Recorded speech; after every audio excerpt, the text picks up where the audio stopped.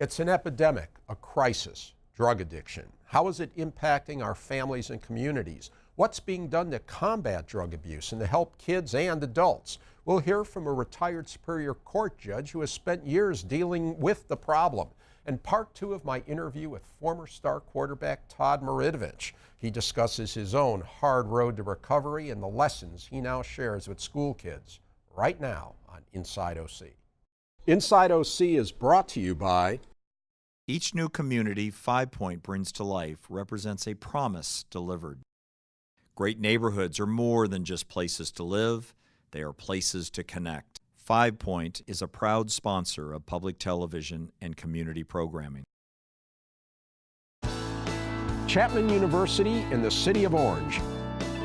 Chapman University is a proud sponsor of Inside OC and community programming.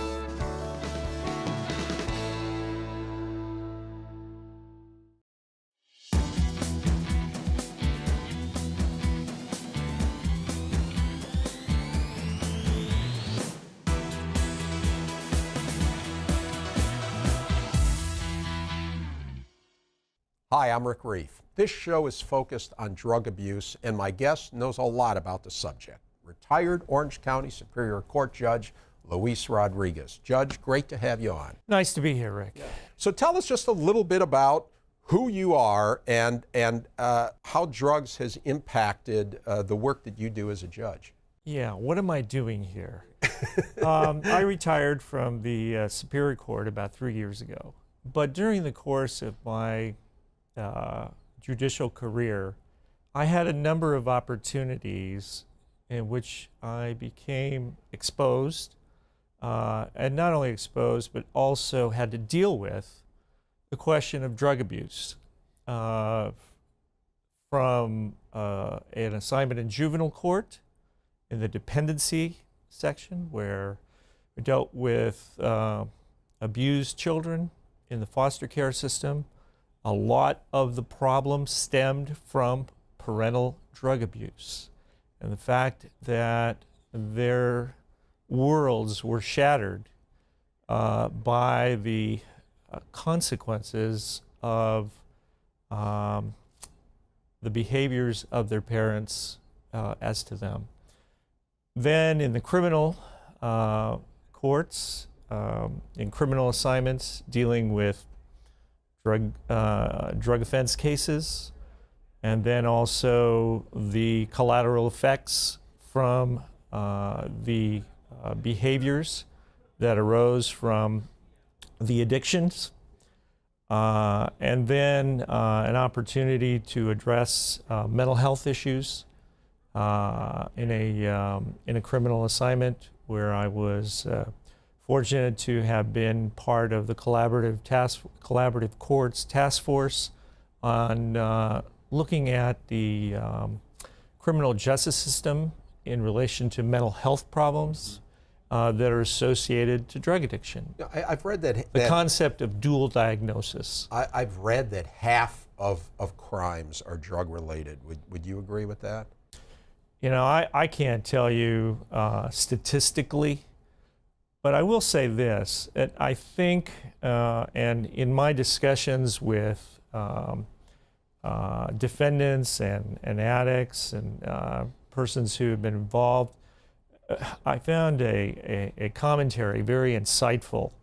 One young lady reported that although she was 25 years old, her drug addiction made her feel like she had the brain of a 15-year-old, to which I commented, your behaviors certainly are comport with that, resemble that. And that kind of leads me to kind of an observation over the course of the years, not only on the court, but also with friends who have had children who have been addicted, or are in rehab. And that seems to me that in some ways, and I can't prove this in any kind of empirical sense, but anecdotally, it's almost as drug addiction or drug abuse, where your functionality is really eliminated to a degree is that you age backwards. I know you're kind of looking at me like, what does that mean? I think what you would look at it is you're aging backwards in the sense that, as Todd said, and you asked me to look at Todd's video. Right, and we're going to see more on Todd I in just think a moment. what you experience is a disconnect, that the drug creates a disconnect from relationships, from life, from the experiences that you have as a person who is maturing. Right. And what happens then in that suspension of maturity or a disconnect is what's going to take its place? Well, I think what I've been told and I think makes sense is what takes its place are maladaptive behaviors. Okay. That you have to cope with the addiction, and the way you cope and develop behaviors such as stealing, lying, and you create a crisis. You create an emotional crisis in not only your family, but then you create an emotional crisis in your network of friends. Okay, well, you mentioned Todd Marinovich, Judge, and so let's hear more from Todd, a man whose struggles with drug addiction have been very public. Former star quarterback Todd Marinovich. Since a relapse that landed him in jail last August, things have been looking up for him. In part one of our interview, which you can watch online, Todd talked about the hard road of recovery. He was honest and inspiring.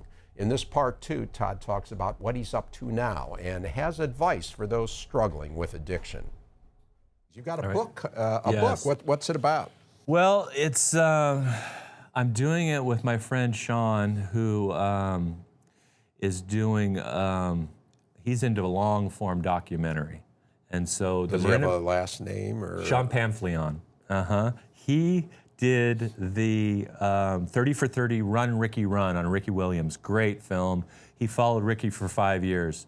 Well, he's been following me for 4, and we were gonna go till I'm 50.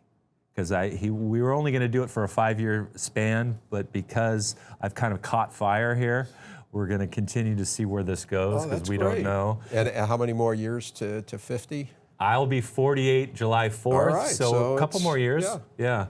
And Sean is he's actually a writer. He's going to write the book.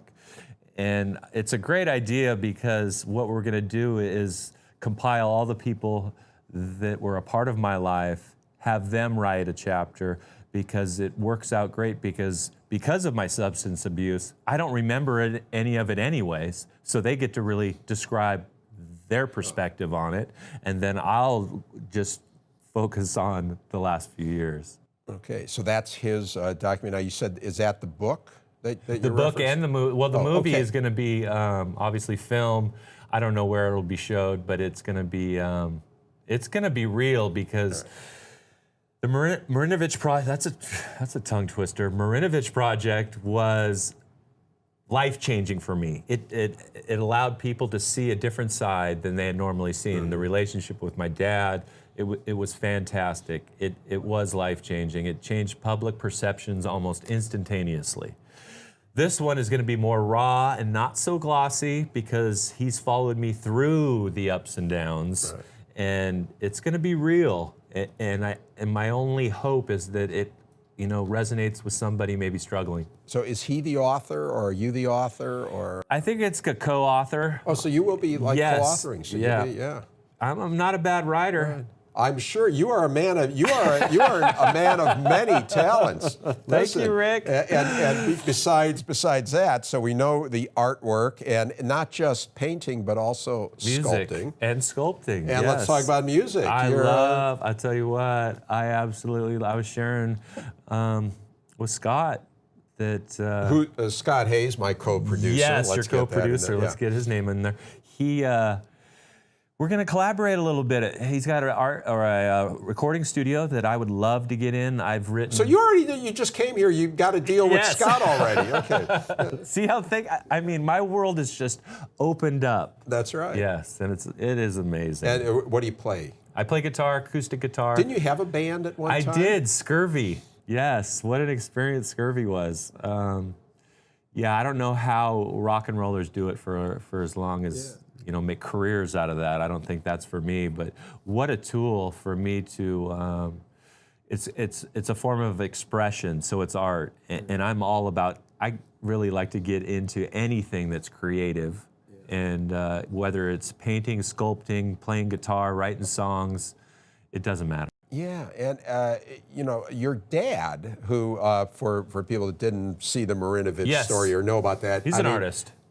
and I find it believable. Todd Marinovich, artist. Yes. Your dad was such a hard driving, physical conditioning taskmaster, not sensitive to the emotions of the young son that he had, or at least it didn't appear that way. No, he wasn't. But he too is a very talented artist. Yes, and that's the thing. Go figure. I know. And really it was his fear and insecurity of his artistic ability that he passed down to me, saying, like you said, there's a term, starving artist, for a reason. You can't make a living doing this.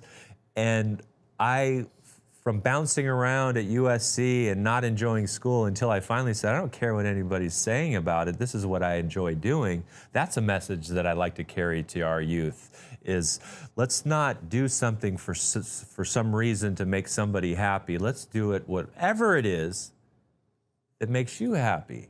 And once I found the art department over at USC, I was like, I am home. And how about that? Because that was interesting. You were taking art classes. Yeah. And given the culture, you know, the football culture and everything, so you're spending a lot of time hanging around with jocks. Yes. And then you're hanging around with these artists. Is that had to be two different worlds? And I really enjoyed that aspect of it, because I think we all have different interests, and if we're pigeonholed to just do one thing all the time, that's a little, there's no balance in that. And so the balance of athletics and art, I think, just go hand in hand beautifully. You're also working on a foundation, Yes. forming a foundation. You know what? Talk about that. Yeah, I have. It's a beautiful thing, really. Because of immersing myself in recovery, I have found a purpose, and my purpose is to be a maximum service to God and His kids, and I want to help, if in any way possible, of education to our youth, or young people that are already in the grips of this illness, to help them, if they don't have the means, get them the help that they need, because it's never too late. Look at me, mid-40s, and my life has been revolutionized by living by spiritual principles, and I want to share that. Now, is that your spiritual principles? Is that something you've come by recently, or? Yes, the past 7 months, and you know what? They are as ancient as man himself. New to me, and the most basic one is honesty. I could not be honest, and when I finally got honest with one person, and that's, like I said, baby steps. Now I can get honest on TV in front of thousands of people, and it's the most liberating thing on the planet for me.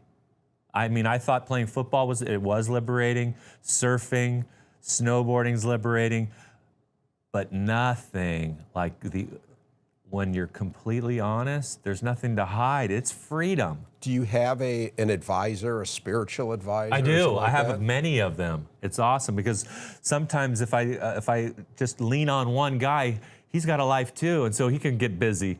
And so I have many people that I can call at any time. And that's the great thing. If anybody's out there struggling, you don't have to do this alone.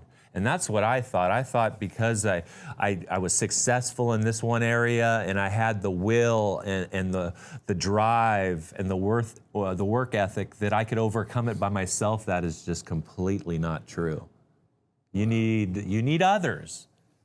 And it's, addiction and this illness and alcoholism and all of it is an isolating, lonely place to be, and I know, and I never want to go back there. And so if somebody is out there, I want to be in a position that I can either set something up or me actually be there to help them and lift them out of it, because if I can do it, Anybody can do it, Rick. You know, you had gone through periods where you abstained for Correct. years, right? Yes, yes. And yet you said there's a difference, you were talking about that, a difference between abstaining and And physical sobriety is the starting point. Without that, I have nothing. Now, once I have this physical sobriety, I have to start working on myself, and that's the work that I talk about. It's the actions that I have to take, and it's usually the things that I really don't want to do. It's reaching out my hand to somebody that is new, you know, to recovery, or it's it could be many things, and it's really about humility. Man, oh man, I'll tell you what, when you're on the cover of Sports Illustrated as a teenager, that does a little something to your ego. It just, that's human nature. It's kind of like, wow, look at me, I'm kind of a big deal. And I found out, and this is that life will show up and tell you differently. And that's what had happened to me. Life and addiction brought me to my knees, and it was a humiliating and then a humbling experience where I had to go to another man and say, you know what? I do not know how to live. Teach me, show me, and I'm willing to do the things that you suggest for me to do. And not every guy or man wants to do that. Yeah. But if you get into a place, like I said, life will get you to that position, and there is a way out. That's the whole gig, man. I am so grateful for the ones that have gone before me, because that's the deal. If you have a problem with it, whatever it is, why won't you? The smart thing is to go to somebody that now has either conquered it, found a way to live with it, whether it be if you have cancer, you want to go somebody that has experienced what you're going through. Find those people and then reach out and say, I want what you have. Would you show me how to do that? And there are people like myself that are willing to do that, thank God. It sounds like it takes honesty Yes. and humility, Yes. and that's hard. Yes. Especially if you're young. And exactly, and that's, you know what, I have, you know, family members that are young that have gotten into recovery, and what to see young people, like we're talking teenage, early 20s, adopt this lifestyle, what they have so much going for them, because they just get it sooner. I Thank thought it was God. funny when you talk about these schools you go into, and you talk that a lot of the kids don't know who Todd Correct. Marinovich is. They No. go home, their dad tells them. Yes, yes. And now I'm getting older, Rick. I do show a little clip of the Marinovich project, so they see the Raiders, they see the NFL, then I got their attention. And that's what I said, why I don't think, you know, Throwing Spirals was why I'm here. That is a platform because it gets kids' attention. Are the kids more interested in the football or in your art? You know what? It's probably a mix, maybe more so art. That really, you know, and that's cool, because I'll tell you what, I'd rather talk about art than football any day. Well, when you get up there to that line in the NFL and those guys are on the other side, I mean, were you scared? I guess that's what I'm saying. Were you scared? There was always butterflies pregame. I knew, and I got used to that, where it was just my body telling me I'm ready. And that carried throughout my whole playing career with butterflies. But the only reason why I would step out on that field knowing that the other 11 guys are trying to hurt me was because I was surrounding myself with other guys that I trusted. And it's this, and I could parallel this with recovery. I would not step out into the game of life without my team of people that have gone through what I'm going through, and I can rely on them in certain situations, because people that are a little ahead of me have experienced things that I'm going through. And so there's no fear there's safety in numbers. Just like when you watch National Geographic and you see the herd, it's the lions that are picking off the ones on the outside. So I tell people that are new to recovery, let's get in the center of this thing, and it's safer. And that's why we can't do it alone. And I would never step out on that Coliseum alone. Never. But with my teammates, any day of the week. Yeah. I love that. Have you kept in touch over the years with teammates? Yes, and I've gotten back into touch because I tell you what, because of addiction, you fall out of touch with everybody, and it was all on my doing. It was nothing that anybody else did, and so that's what I say about recovery being about relationships. I'm getting to mend most every relationship that I've had, and it's a beautiful thing. I'm a part of life, and it's what I can add to it and not what I can take from it. I've been a taker my whole life, and that's why I want to create this foundation that will give back, because that's what it's about. Your relationship with your dad is something we've talked about. It's been well documented. It's kind of at the center of the whole, everything you've achieved and dealt with in your life. But tell us about your mom. Trudy, she is well loved by everybody. And she just has that personality. And I always thought that I had more of my dad's side. But now that I get older, I'm a lot like her because I like people. And you know what? For a long time, I thought I was not a people person. I was, like I said, I was super shy. But now I'm embracing who I am. And I love relating with people. I don't care if it's at the market or the bank. You're loving this right now. Yes, I can sit here all day with you, Rick. And I could hang out. There are no walls up or boundaries or separation that I'm different, because we are all the same. And I've gotten a lot of that from Trudy, and she has been my supporter, and I wouldn't be here, obviously, I wouldn't be here without my mom, but I wouldn't be where I am without her support. She has been through it all when everybody didn't want anything to do with me. She always held on to that hope.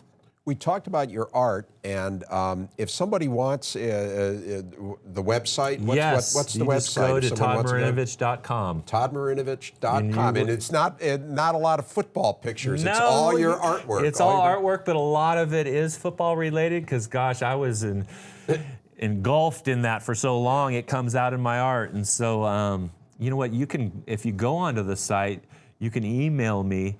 And please do if you want to talk about anything. I don't have assistants. I do it all, so you can get me that way. And you've also done some public work too, right? Talk about that. You know what? If you want to see one of the greatest art experiences that I've got to participate in, you go to downtown Garden Grove, and on the Gem Theater, the city hired me to do a mural that encompasses the feel of Garden Grove and their history, and they wanted the community involved. And I said, well, why don't you go to the elementary school, get 20 kids. You don't have to tell kids what to paint. When you have paint for them, paint brushes and paint, they just paint.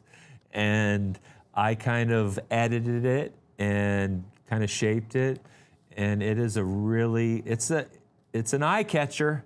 What I wanted to do was, if you were driving by on Main Street, you would either have to really slow down to get a good look, or you'd want to park and get out and so look it's in at Garden Grove on Main Street in downtown Garden Grove. It's on the side of the Gem Theater, and Steve Jones is a good friend of mine. He's the mayor, and I like to drop that because I have friends that are mayors. Today, I didn't a few years ago. Very cool, very cool. Well, Todd, it has been great. It has been great talking with you, and we'll continue to follow the Todd Marinovich story. Best of luck. You do seem to be in a really good place, much different than a year ago. Yes, thank you. Much different than a year ago. And I'm back with Judge Luis Rodriguez. So, Judge, what'd you make an inspiring guy in some ways? I agree with you, Rick. I think Todd's story is inspiring, and one that really reflects, I think, something that I experienced in the courts, which is that the courts initially, in creating collaborative courts, tailored programs and developed recoveries to create accountability. What Todd talked about was those values that I stated, those maladaptive behaviors. Todd is coming in the opposite direction now. He's looking at positive honesty. He's looking at accountability. He's dealing with his demons in the past. So I guess my point is that recovery is a complicated and intensive process, but it works. And I think Todd is demonstrating that. It's that self-reflection and that removal of shame and guilt that comes with being addicted to drugs and substances. Great, Judge. Thanks so much for coming on. And I should mention You're you're welcome. involved with an organization called First Tee. It's a mentoring organization for kids. Drug education's a part of that. And we're showing the email address right now. You've got a golf tournament coming up for people who might be interested in it. So thanks again for coming Thank you, on. Rick. And that's Appreciate it for now. Thanks again to my guests, Todd Marinovich and Judge Luis Rodriguez. You can watch this show and past shows by going to pbssocal.org or rickreiff.com. You can also catch our shows and our post-show open mic chatter on YouTube. And follow us on Facebook, Twitter, and Instagram. Thanks for watching. We'll see you again on Inside OC.